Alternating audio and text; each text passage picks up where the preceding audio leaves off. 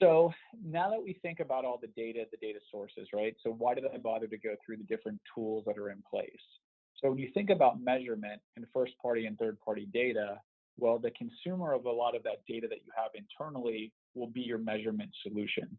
So your measurement solution is going to be taking in both first party and third party data to inform how effective your marketing in media is. So there's a couple different pieces that have been on the market for a long time, right? So you have marketing mix modeling, MMM. Most companies have done this on an ongoing basis, or at least at some point within their history. This originally came out of the CPG space. So when you see people with deep background in marketing mix models, it's almost always that they had come somewhere out of the CPG space, because this is where it was invented, mostly to bring in to find out how effective their marketing spend is at the end sale. Now, really the goal of it is to assess the value of marketing.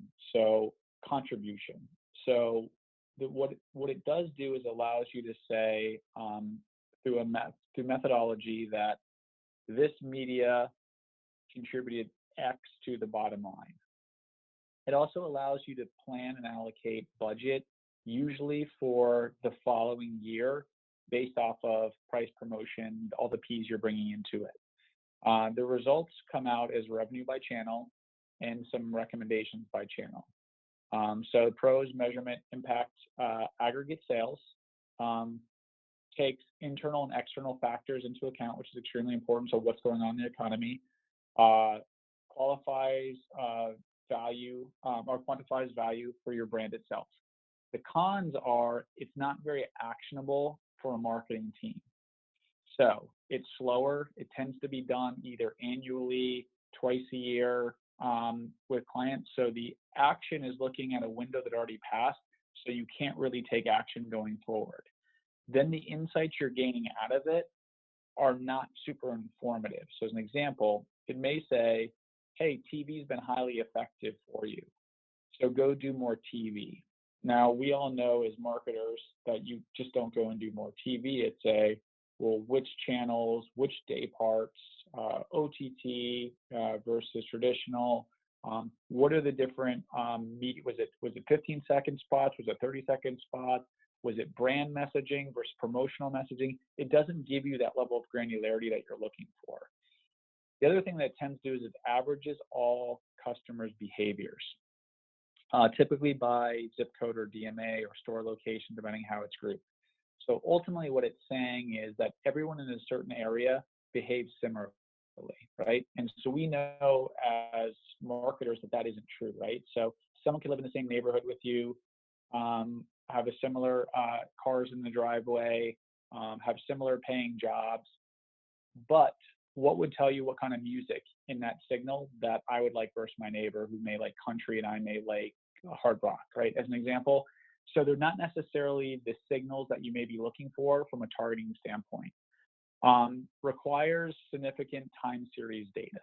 So all the data has to be put into time segments in order to make sense of that, whether that's weekly, bi-weekly, monthly. It needs to be within that cadence.